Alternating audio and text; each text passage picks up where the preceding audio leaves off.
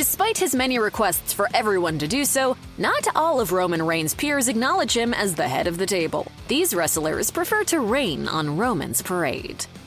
Roman Reigns made his main roster debut as part of The Shield, interfering on Punk's behalf during his WWE Championship defense against Ryback and John Cena at Survivor Series 2012. But the pair have rarely been on the same page since, with deep-rooted conflict arising from their time working together. Punk claimed that he was the major creative force behind the Shield faction in his infamous interview on Colt Cabana's The Art of Wrestling podcast, following his 2014 WWE departure. According to Punk, he pitched to WWE head Vince McMahon a team of Rollins and Dean Ambrose along with Chris Hero, known in WWE as Cassius Ohno, but McMahon wanted Reigns instead of Hero, and Punk wasn't willing to fight it. Punk then described his ire at the company's push to put Reigns above all else when preparing for their 3-on-1 handicap match at TLC 2013, a match Punk was scheduled to win.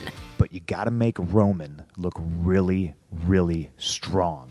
Punk said it got to the point where he offered to lose the match if getting Reigns over mattered so much. Reigns himself disputed Punk's creative claim over the Shield, saying that the only thing Punk created was the Pepsi tattoo on his shoulder. He did, however, later give some credence to Punk's story, saying that he was picked by Triple H and Vince McMahon to be part of the Shield. The animosity hasn't died down over the years either, with Reigns throwing verbal jabs toward Punk at every opportunity. Reigns said in a 2020 interview with the Complex Sports Load Management podcast, "He made my job a lot harder over 5-10 years ago. I don't like the guy. I don't know many people that do." Reigns said he could work with Punk again and put business first if it's what the fans wanted. But Punk would probably need to be, quote, slapped around a few times in order to get his mind right.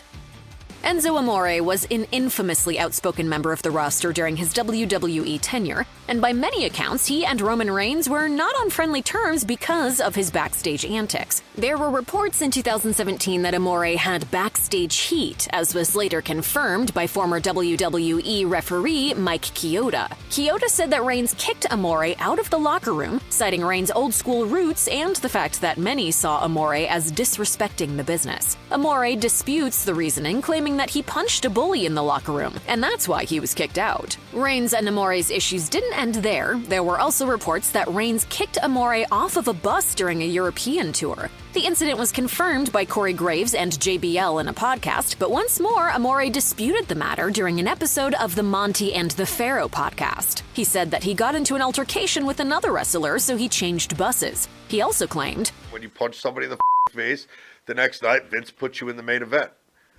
That's the truth. That happened.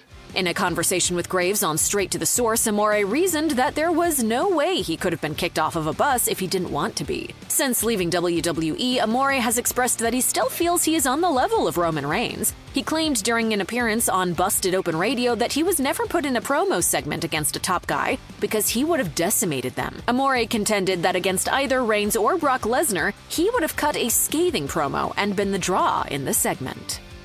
Randy Orton and Roman Reigns' issues stretch back to Roman's days in the Shield. According to reports from the time, Reigns and Orton had a backstage confrontation over a botched spot. Orton and Reigns' argument allegedly became a shouting match, and considering their positions on the roster at the time, Reigns and somehow Seth Rollins caught the heat for it. Their argument could have derailed the Shield before they got going, but Triple H reportedly pushed back on Vince McMahon's plan to dish out punishments. Later, as Roman Reigns was being groomed as the heir to John Cena's spot as WWE's top babyface, his issues with Orton arose once more. WrestleZone reported that there were concerns within the roster that Orton was intentionally working a crowd-killing style, which was hampering Reigns' ascent. One WWE superstar reportedly said, "If Roman's the guy, then Roman's the guy. Whoever is the guy, we need to get this guy over bigger than ever, not hold him down in rest holds and hope no one gets hurt." Their issues may have cooled in the years since, but that hasn't stopped the pair from exchanging the occasional jab on social media. When Roman Reigns returned to WWE in August 2020 after taking a break during the early months of the COVID pandemic, he was notably sporting a new set of veneers on his teeth. Randy Orton was quick to poke at Reigns, posting to Instagram a picture of Brian, the dog from Family Guy, sporting his own set of shiny choppers. He captioned the image, "Was really nice seeing the big dog Roman Reigns is back." Reigns himself clapped back with a selfie showing off his pearly whites, saying, "If I was you, I'd be talking about me too, cause nobody's talking about you. Get your numbers up." Ensuring he got the last word, Orton commented, "You heard it, folks, straight from the horse's mouth."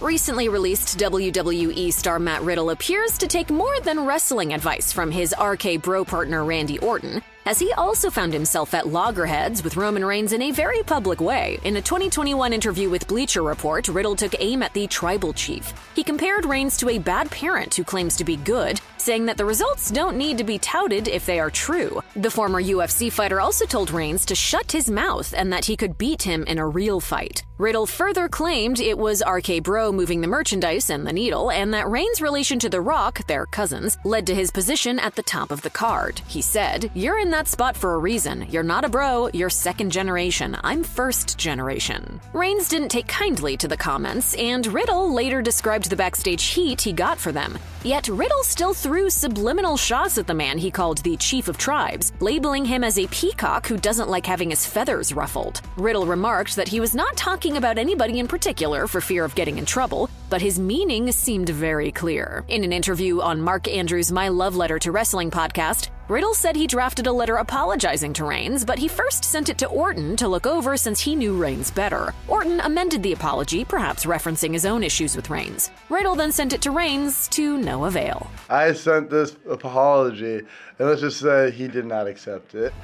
Sheamus is a certified WWE veteran who has carved an illustrious career full of championships and marquee matches. But that hasn't staved his resentment toward Roman Reigns for his position at the top and the luxuries that come with it. In an appearance on WWE turned AEW star Miro's YouTube channel, he recalled the League of Nations faction, which was composed of Alberto Del Rio, Wade Barrett, Sheamus, and Miro, who was named Rusev at the time. Sheamus explained how the group had been put together at a moment's notice for the sole purpose of getting Reigns over. Sheamus said that considering they were 4 top heels in WWE at the time, the quartet could have made a formidable faction if the company invested in the group. But they were fed to Reigns. Sheamus said he was left creatively bankrupt when he moved on to his next program. Well, I think by the end, everyone, all of us were kind of like, nah, I'm glad that's over. Sheamus's resentment over the company's investment in Reigns at the expense of others has by no means dissipated. In an interview with Alex McCarthy for the Daily Mail, the Celtic Warrior noted Reigns' quote, luxury of wrestling 5 times a year, as he talked about the League of Nations role of making Roman look strong. Sheamus claimed that before Reigns returned in 2020 as a heel, people didn't give a about him. Sheamus added that Reigns was the big babyface, quote, wrestling Goldberg and nobody really cared. He remarked on the luxury of getting screen time and that Reigns had made the most of it, but he couldn't help but feel the love could be shared with the rest of the roster. Sheamus said that Reigns had once gone 20 minutes over his allotted segment time at a show, which was a direct detriment to his own time with Austin Theory.